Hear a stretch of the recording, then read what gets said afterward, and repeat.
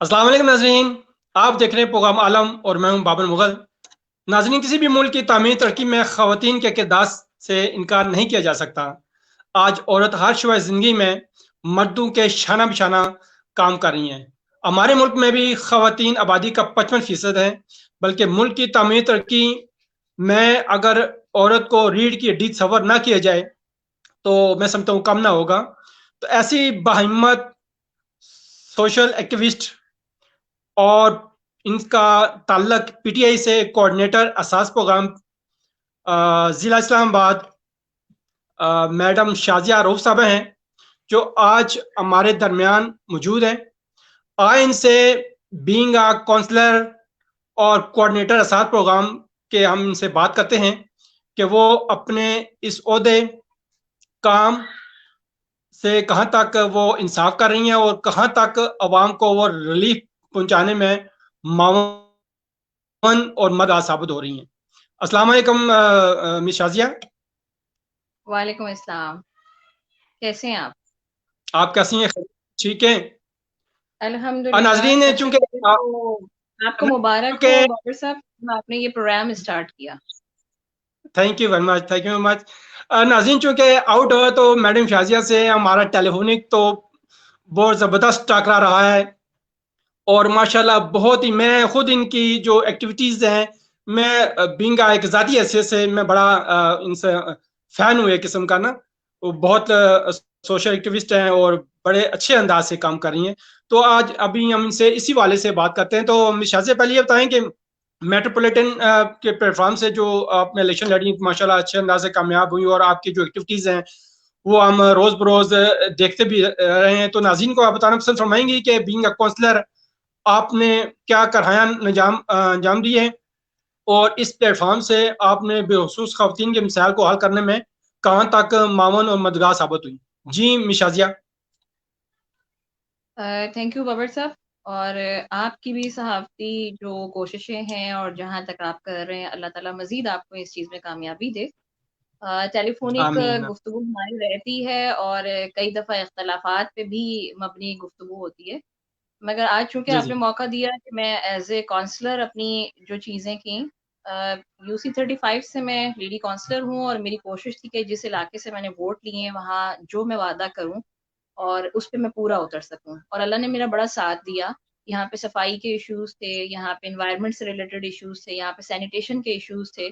तो परवरदिगार के करम और एक मेहनत के साथ मैंने यहाँ पर अल्हम्दुलिल्लाह जो भी मसाइल थे, 100% पे नहीं कह सकती हूँ क्योंकि 60 साला एक तारीख है जिसमें पाकिस्तान को पीछे धकेला गया।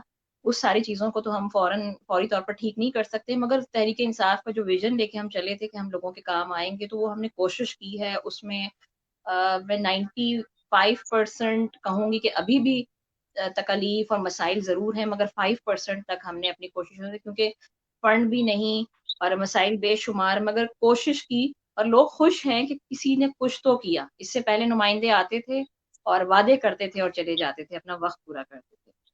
और उसके अलावा जो जहाँ पे ख़वातीन, चूँकि मैं लेडी काउंसलर हूँ, तो ख़वातीन से रिलेटेड जो मसाइल थे उसमें बेवाओं की माली इमदाद जो हमने पर्सनल बेसिस पे पीटीआई की वुमेन विंग्स के साथ मिलकर किया। और यहाँ पे पानी का बहुत इशू था, तो हमने बहुत सारे फ्लैट्स के आगे बोरिंग करवाई, जो कि कमोबेश 50 के करीब हमारी बोरिंग जो है वो हो चुकी है। उससे अलावा जो है मुख्तलिफ जो ऐसी हमारी बेवाएँ ख़वातीन थीं, जो कुछ भी नहीं जी जानती जी। थीं, उनको हुनर सिखाकर, उनको स्टिचिंग सिखाकर, उनको कुकिंग सिखाकर उनके पाँव पे खड़ा किया। तो कोशिश है कि पाकिस्तान को उसके पाँव पर तभी खड़ा किया जा सकता है जब वहाँ की जो अवाम है और जो पिसी हुई अवाम है उसको आप हुनरमंद बनाएँ। बेसिकली कोशिश हमारी तो यही है एज़ अ काउंसलर। उसके बाद रीसेंट पहले मैं तहरीक इंसाफ की बहुत मशहूर हूँ, जिन्होंने मुझे टिकट दिया, मैं इलेक्शन लड़ी और अल्हम्दुलिल्लाह जो मेरा सोशल वर्क था वो मेरे बड़े काम आया और लोगों ने बड़ी तादाद में मुझे वोट दिया। और आज तक स्टिल मैं गली चौराहे जहाँ कोई कंप्लेन होती है वहाँ एज ए औरत नहीं, एज ए काउंसलर खड़े होकर काम करवाती हूँ। और इस पे मेरा कम से कम मेरी यूसी के और मजीद भी 2-3 यूसीज ऐसी हैं जहाँ पे मैं कोशिश करती हूँ कि मैं कुछ कर सकूँ। और अभी रिसेंट जो मुझे ग्रेट। एहसास कोऑर्डिनेटर के लिए नामजद किया गया, उस पे भी मैं मशहूर हूँ तहरीक इंसाफ की और मोहतरमा मुनीरा जावेद साहिबा की और अपने तीनों एमएनएस की। کہ جنہوں نے ہم پر ٹرسٹ کیا اور ہمیں یہ بھاری ذمہ داریاں بھی ہمارے کاندھوں پہ رکھی. جہاں تک احساس کوآرڈینیٹر کا پروگرام ہے آپ کے سامنے رہا. کورڈ ٹائمنگز میں جو 12,000 ایمرجنسی ریلیف کیش تھا، اور یقین مانیں کہ لوگ سنی سنائی باتوں پر بات کرتے ہوں گے. میں جو پرسنل ایکسپیرینس شیئر کروں گی کہ 16 ڈیز جو ہے میرا فیسیلیٹیشن سینٹر میں میں نے کووڈ ٹائمنگز میں دیا. جب لوگ کہہ رہے تھے کہ باہر مت نکلو اور کرونا ہو رہا ہے، تو میں تو اللہ کا نام لے کے اپنے بیٹے کو لے کر نکلی، اور 16 ڈیز میں نے صبح 8 بجے سے شام 6 بجے تک وہاں پہ ڈیوٹی دی. اور میں نے اپنے اللہ کے آگے جان دینی ہے، میں نے وہاں پہ بہت سارے مزدوروں کا جگہ پر، کیونکہ ان کو تو میسج کرنا بھی نہیں آتا تھا، تو مزدوروں کا جگہ پر جب میں نے میسج بھیجا تو فوری طور پر ان کو آ گیا کہ آپ اہل ہیں اور آپ فلاں جگہ سے کلیکشن کر. تو بے شمار دنیا کو پیسے دیے گئے، بے شمار دنیا کو ریلیکسیشن ملی. 12,000 یہ نہیں کہ بہت بڑی اماؤنٹ تھی، مگر اس ٹائم ان لوگوں کے لیے وہ بہت بڑی اماؤنٹ تھی جو بے روزگار تھے اور جو کووڈ ٹائمنگز میں بڑی. اور آپ اوور آل اگر پوری دنیا کے حوالے سے دیکھیں تو پوری دنیا بیک ہوئی ہے کووڈ ٹائمنگز میں. پاکستان تو ویسے بھی معاشی طور پر ایک بدحال ملک ہے، اور ہم لوگ ابھی ترقی پذیر ہیں، ترقی یافتہ نہیں ہیں. جو ترقی یافتہ ممالک تھے، امریکہ جیسے، برطانیہ جیسے، وہ اس وقت گھٹنے ٹیک چکے تھے معیشت کے حوالے سے اور بیماری کے حوالے سے. تو اللہ نے تو ہم پر بڑا فضل رکھا ہے کہ ہمارے بہت سارے ایسے پروگرامز چلے جس میں لوگ سروائیو بھی کر گئے.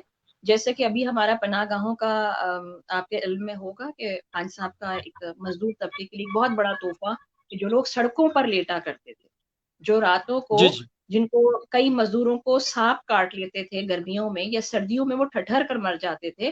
آپ ان سے جا کے ان پناہ گاہوں کی افادیت پوچھیں جن کو ایک چھت میسر ہے، صاف ستھری چھت میسر ہے، 3 وقت کا کھانا میسر ہے.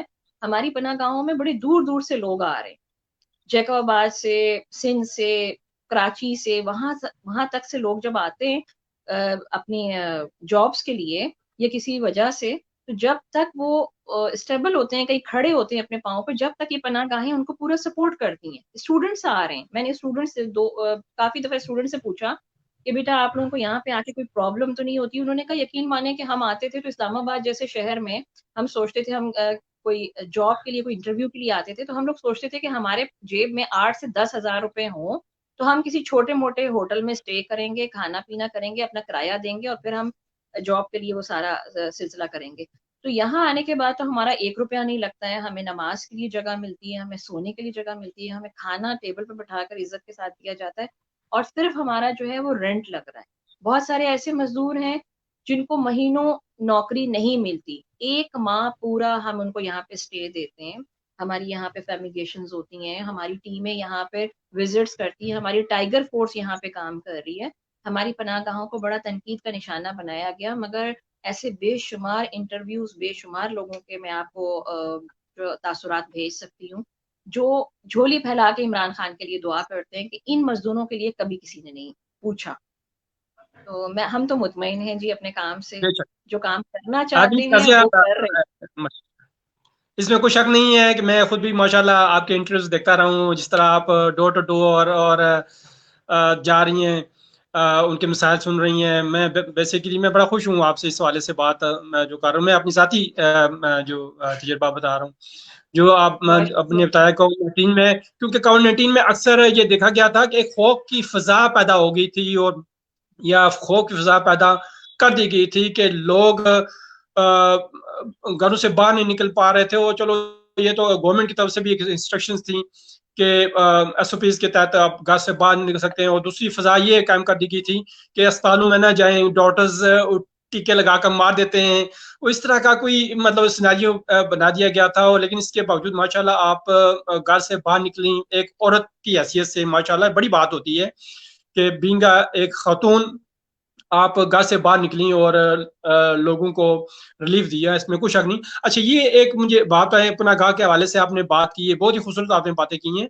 اور چونکہ حکومت نے معاشرے کے ان نادار طبقوں کی مشکلات کو کم کرنے کے لیے زیر اساس ایمرجنسی پروگرام شروع کیا تھا، تو اس کا ایک دوسرا مرحلہ بھی انہوں نے شروع کرنا تھا جو کووڈ-19 کے دوران جو خلیجی ممالک سے لوگ اجڑے ہوئے آئے تھے یا ان کی روزگار ختم ہو گیا تھا، تو جو لوگ وطن لوٹ کر واپس آنے جب آتے ہیں تو گورنمنٹ نے، پرائم منسٹر عمران خان نے ان کے لیے کوئی सास प्रोग्राम का भी मतलब इस तरह का कोई प्रोग्राम शुरू करना था उनके रिलीफ के लिए।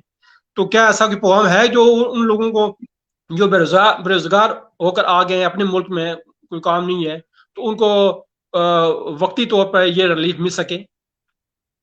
बाबर साहब, पहले तो मैं आपको ये बता दूं, जो एहसास इमरजेंसी कैश प्रोग्राम है, ये सर्वे अभी वही वाला चल रहा है जो बेनजीर इनकम सपोर्ट प्रोग्राम का सर्वे था। उसमें जो निशानदेही हुई कमोबेश 8 लाख लोग निकाले गए, जिनके बारे में निशानदेही हो गई कि वो अहल नहीं थे, उनको तो निकाल दिया। मगर अभी भी इसमें बड़े लूप होल्स हैं, क्योंकि सॉरी टू से मैं किसी गवर्नमेंट को निशाना नहीं बना रही हूँ, तनकीद नहीं कर रही हूँ, मगर ये हमारी बदकिस्मती है कि इससे पहले जितनी भी गवर्नमेंट्स रही तो उसमें ये सिलसिला रहा कि मेरी पसंद और तेरी पसंद, मेरा बंदा मेरा सपोर्टर, उससे बालातर होकर ये देखा गया कि अगर जो पैसा है मुल्क का है वो सही हाथों तक जाना चाहिए। तो अभी दरअसल दिसंबर में हमारा दोबारा सर्वे है, जो एजुकेशन मिनिस्ट्री के साथ एहसास जो मिनिस्ट्री है वो मिलकर कर रहे हैं, और उसमें हमारे पास पूरा अदादो शुमार आ जाएगा कि आया हमारे पास कितने लोग बेरोजगार हैं, कितनी हालत से नीचे हैं, गुर्बत की कौन सी सतह पर हैं। और उसके अलावा मैं आपको एक चीज बता दूं, एहसास प्रोग्राम के तहत जो ज्यादा फोकस किया गया है वो अंदरूने सिंध और पंजाब के, अंदरूने पंजाब के एरियाज जो बहुत पिसे हुए लोग थे। ठीक है। आ, वो आपको पता है हमारी तो वो वाली गवर्नमेंट रही ना, जितना पानी होता है उतना पानी ज्यादा होता है, हम तो वो वाला जहन रखते हैं ना। तो ऐसे ऐसे एरियाज है, मेरी कुछ फ्रेंड्स सिंध के इलाके में काम कर रही, मैं आपके उस सवाल तक भी आती हूँ, थोड़ा सा शेयर करूंगी कि सिंध एरिया में काम कर रही है। वो कह रही है कि शायद वहां पे एजुकेशन लिटरेसी ये प्रॉब्लम यानी कि लेवल है कि एक बंदे से जाकर हमने पूछा कि बुजुर्गों से कि आपको पता है कि पहले नबी कौन थे, तो उन्होंने कहा जी हमें पता है हजरत आदम अलैहिस्सलाम। तो हमने कहा आखिरी नबी, तो कहते हैं कि आखिरी के बारे में हमें नहीं पता, वो बाद में आया होगा। अब ये वर्डिंग है एक मुसलमान की। तो लिटरेसी लेवल देखें आपने कि वहां सिंध में क्या किया हुआ है। लोग हमें बहुत ज्यादा पूछते हैं कि जी इस्लामाबाद में असास की इतनी ज्यादा स्कीमें नहीं हैं और दूसरे शहरों में ज्यादा रखी गई हैं। बेसिकली अभी असास का स्टार्ट तो ये इमरजेंसी कैश से पहले से भी हुआ हुआ है, मगर पनाहगाहों के हवाले से पहले से हुआ हुआ है। फिर इमरजेंसी कैश आ गया, फिर तारकीन वतन का आपने बात की तो वो बिल्कुल है, और उसमें बहुत सारे लोगों को रिलीफ दिया भी गया। मगर बात वही आके पहुंचती है कि जो हमारे पास सर्वे है वो हमारे पास पुराना सर्वे, वो बड़ी गड़बड़ वाला सर्वे है। मैंने सर्वे कर लिया, मैं अपने घर बैठ गई, मैं पीपल्स पार्टी में थी, मैं नून में थी, मुझे कह दिया गया कि जी आप इतना अपने एरिया का सर्वे दे दें। मैंने अब अपनी एक लिस्ट बना ली, ये मेरे पसंदीदा लोग हैं, ये मुझे ज्यादा सपोर्ट करते हैं, ये नहीं करते, ख्वाह वो डिजर्व करते हैं या नहीं करते। ठीक है। तो अभी सानिया नश्तर साहिबा से जो हमारी फर्स्ट मीटिंग हुई उसमें उन्होंने कहा कि दिसंबर में हम ये टोटल सर्वे ऑल पाकिस्तान कंप्लीट कर रहे हैं, कि जिसमें खुशहाली सर्वे का नाम दिया गया, जिसमें हम यही कैलकुलेट करेंगे कितने लोग हमारे बेरोजगार हैं, और ज्यादा फोकस हमारा पंजाब और सिंध एरियाज पे होगा। और उनमें छोटे कर्जा स्कीम है, बिला सूद कर्जा स्कीम है, एजुकेशन सिस्टम है, ज़कात है, बेवाओं के हवाले से बड़े अच्छे प्रोजेक्ट्स हैं। यानी कि एहसास के हवाले से कोई उन्होंने 145 प्रोजेक्ट्स हमें बताए। 145 बहुत बड़ी तादाद है, जिसमें नशोनुमा प्रोग्राम अभी आप लोग सुन रहे होंगे टीवी पे, कि जो बच्चे पैदा होते हैं, गवर्नमेंट यानी कि स्टेप ले रही है वो वाली जो बाहर के ममालिक किया करते थे कि अपने बच्चों को ओन करते थे। तो अभी जो भी बच्चे पैदा होंगे, और उसमें 1500 रुपए बेटे के लिए और 2000 रुपए बेटी के लिए, बहुत छोटी रकम है, मगर गवर्नमेंट ओन करने शुरू हुई है कि अपने शहरियों को, अपने पाकिस्तानियों को ओन कर रही है। तो ऐसे स्टेप बाय स्टेप असास के हवाले से बड़े कर्जाजात भी जैसे आपने सुने, और जो ये है ना सूद की शरह, वो ना होने के बराबर है। क्योंकि आपको पता है कि सूद, वैसे तो खैर एक कर्जदार मुल्क है, हम कर्जे में डूबे हुए हैं, कोशिश कर रहे हैं, हमें खास तौर पर हमें तहरीक इंसाफ को बड़ा तनकीद का निशाना बनाया जाता है, आप लोगों ने किया क्या, और ये नहीं सोचा जाता कि हमें किस हालत में मुल्क मिला। और उसके बाद अब अगर आप अगर यानी कि मैं सिर्फ आपको नहीं, मैं नाजरीन को एक वो करके मैसेज देना चाह रही हूँ कि आप बुग़्ज़ इमरान या पीटीआई के बुग़्ज़ से निकल कर एक चीज सोचें, तो पाकिस्तान का लेवल ओवरऑल द वर्ल्ड क्या था, पाकिस्तान के ग्रीन पासपोर्ट की क्या अहमियत थी, पाकिस्तान के जो शहरी बाहर थे उनके साथ क्या सलूक था। एटलीस्ट हमारा डे बाई डे मुल्क ऊपर तो गया। खान साहब ने अक़वाम मुत्तहिदा में खड़े होकर किस तरह से स्पीच की कश्मीर के लिए, फर्स्ट टाइम हमारा कोई लीडर बोला जो हमारे अच्छे काम है उनको तो एटलीस्ट अप्रिशिएट करें। हम सबसे पहले तो हम मुसलमान हैं, सेकंड पाकिस्तानी हैं, थर्ड हम किसी पार्टी का हिस्सा हैं। جو پاکستان کے لیے بہتری کے کام ہو رہے ہیں ان کو اپریشیٹ کریں اسٹیپ بائی اسٹیپ.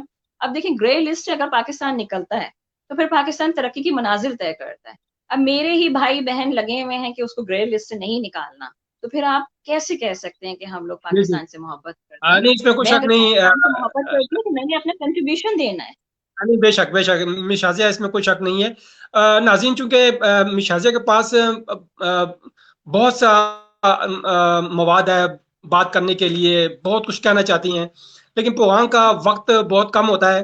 تو مس شازیہ جیسی جو خواتین ہیں ان کو اگر اسٹوڈیو پہ یا ٹی وی چینل پہ بٹھا دیا جائے تو وہ ان کی باتیں, ٹی وی چینل کی باتیں ختم ہو جائیں گی, لیکن ٹی وی جو شازیہ رؤف جیسی خواتین جو ہے نا ان کی باتیں ختم نہیں ہوں گی. بہرحال میں آخری سوال کر کے ان سے میں ہم اجازت ہم چاہیں گے.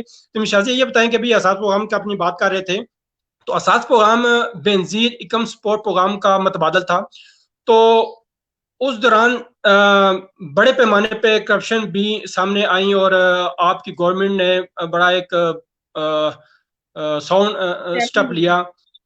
ہاں جی, کہ کافی لوگوں کو بے نقاب کیے. تو آپ کیا سمجھتی ہیں کہ کہاں تک جو کرپشن بے نقاب ہوئی اور رقم آپ نکلوانے میں آپ کامیاب ہوئے ان لوگوں سے؟